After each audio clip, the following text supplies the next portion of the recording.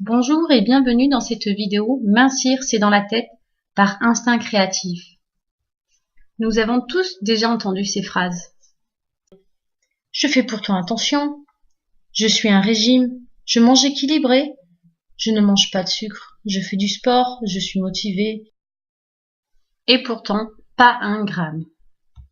Si vous faites de votre mieux et que cela ne fonctionne pas, n'est-il pas naturel que de vouloir trouver la source du problème ailleurs que dans ce qui est physique? Le blocage ne vient pas du corps, mais de la tête, oui. Un régime tenu une semaine, un petit craquage dans le week-end, la semaine d'après, c'est encore plus difficile de s'y remettre.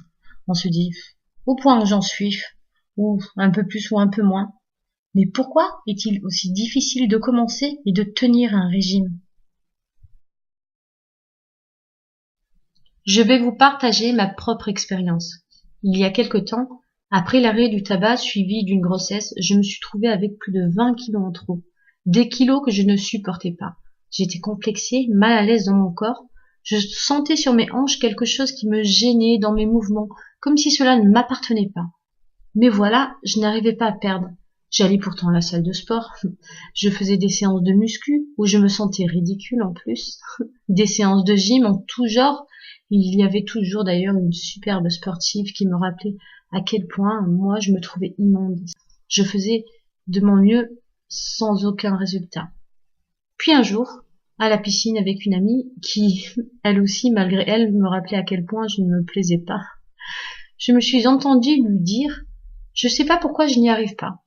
J'ai peur de je ne sais quoi. » Alors, j'ai poussé la réflexion. Mais de quoi ai-je peur? Que peut-il m'arriver si je réussis à mincir? J'ai compris que j'avais peur de plaire, de rencontrer quelqu'un qui m'éloignerait de mon partenaire de l'époque avec qui ça n'allait pas. Ce surpoids me protégeait d'une réalité que je refusais de croire. Les choses pouvaient changer et je risquais d'être heureuse. J'ai alors pris la décision de penser à moi avant ce couple fébrile. J'ai entrepris un régime et j'ai pu perdre le poids désiré.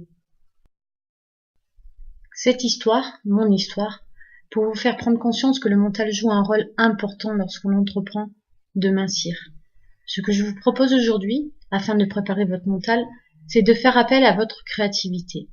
Alors, vous vous demandez en quoi l'art peut aider la perte de poids. Sans mes connaissances, je me poserai tout autant que vous cette question. Laissez-moi vous expliquer. La créativité fait appel à l'imagination, qui, elle, est liée à nos désirs et nos besoins, qui, eux, reflètent nos peurs. Lorsque nous créons, c'est notre inconscient qui dévoile nos propres altérités, et les bonnes questions viennent à nous.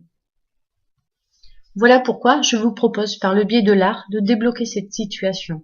Avec la formule « mincir, c'est dans la tête », je vous guide vers un cheminement de réflexion dans lequel vous pourrez trouver pourquoi vous n'y arrivez pas. Dans ma prochaine vidéo, je vous offre en exclusivité un condensé de ma formation en seulement 3 modules.